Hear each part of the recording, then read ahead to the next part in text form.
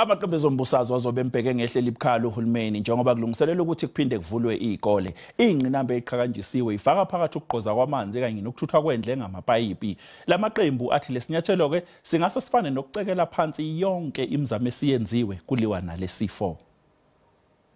Njengoba kuzophinde kuvulwe izikole ezweni, amanye amaqembu ezombusazwe akhathazekile.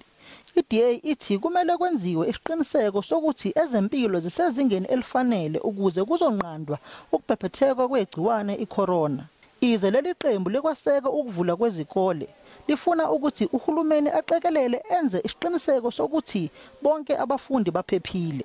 We think it's a really good thing that matric students get to go on to university or college, whatever they're doing next year. And we were very worried about the fact that they were being held back. Ikhophi yona ithi uma zingaqinile kahle ezokuphepha ezikoleni kuzofana nokuthi kwenziwa othisha kanye nabafundi izimvu zomhlatshelo. We don't want to send our children and teachers into a slaughter field. We are very much concerned that everything must be there. Ngakolunye uhlangothi IFP ithi ukuhluleka kaHulumeni ukuhlinzeka ngamanzi kanye nokuthutha kwendle okusezingeni akuyona into ezoxazululeka maduze.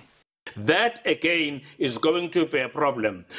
You can't all of a sudden be successful in sending water into all the schools when you have failed so much in the past. I-ANC yasaseka ke isiqumo somkhandlu oqukela ukulwa naleli gciwane nokuwona onqume ukuthi zivulwe izikole. Ama PPEs azoba khona.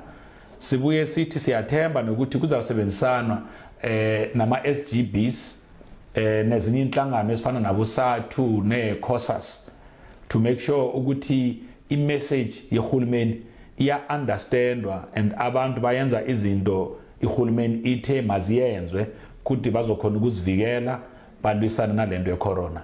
Umengameli Ramaphosa naye uhlanganyele nabaholi bamaqembu ezombusazwe eParliament njengoba kuzothi uma kuqala uNhlolanja kungenwe esigabeni sesithathu selockdown. Ngusamkele Maseko ezindabeni ze SABC eGoli.